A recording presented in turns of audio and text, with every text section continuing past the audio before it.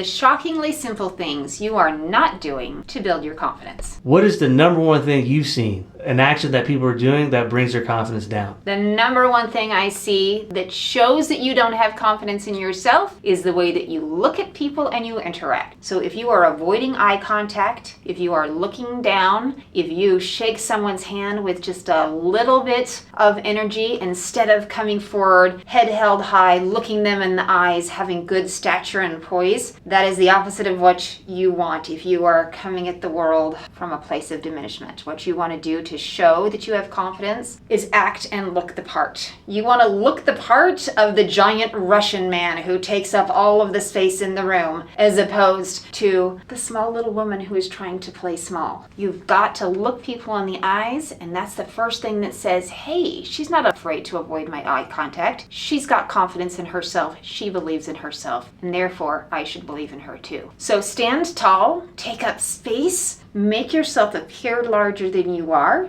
and that will be a great step in establishing your own confidence as well as helping other people see that you have confidence. Is self-confidence something that you believe is natural or learned? Ooh, that is a great question, and I think there's a little bit of both. If you think of children when they are small, do they have confidence? Do they believe in themselves? Absolutely. What do? They fall down, they get back up. They fall down, they get back up. It is a learned behavior that when we fall down, we get slower to get up as we get older because we start hearing voices from other people, outside things are coming in, and they are bringing us down, and we start to listen to and believe those voices. When you're small, you think you can conquer the world. You think you're invincible. You think you really are Superman. And even though you jump off the couch and you don't actually fly, you believe that one day you will. So you have to unlearn your self-confidence, which is why you can also believe that you can relearn that self-confidence and that self-esteem. So another tip of something that you can do is to make sure that even if you're not confident, that you have one area where you know you excel, or you have some knowledge or expertise, and focus on that area. When you're having conversations, you're not sure what to talk about the area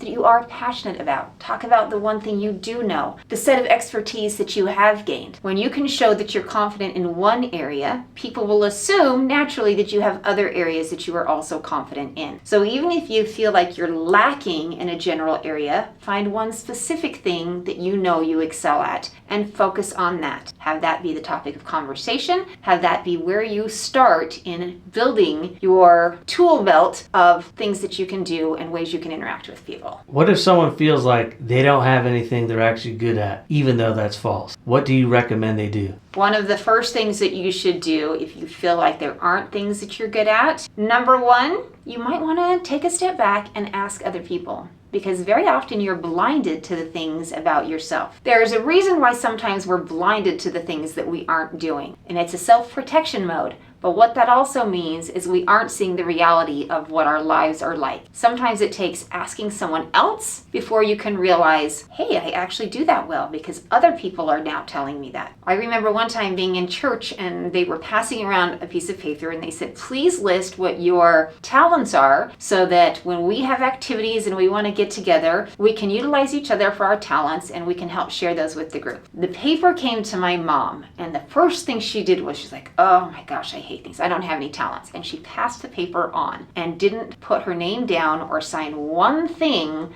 that she was good at. And I said, Mom, are you kidding me? So I took the paper, I wrote her name down, and I started listing all of the things my mom is great at. Her first instinct, no, don't say that. I'm not that good. There's a lot of other people who are better than me. It took several of us trying to convince her that she really was good at these things before she would allow us to pass that paper and hand it in. So number one, recognize that there are other people around you who see things that you might not recognize within yourself. And number two, when you do have those areas where you have a little bit of passion or a little bit of knowledge or a little bit of expertise, invest in yourself to grow those areas so that you can have more passion, more expertise, more experience, and more knowledge. Go to that conference. Pay to sign up for that course. Get in the car and travel to the neighboring town to attend the meeting, to go to the retreat, whatever it is. Invest a little bit in yourself so that you know you are worth it And when you come out of it, you'll have a little bit more experience, a little bit more knowledge, and therefore also a little more confidence in that area.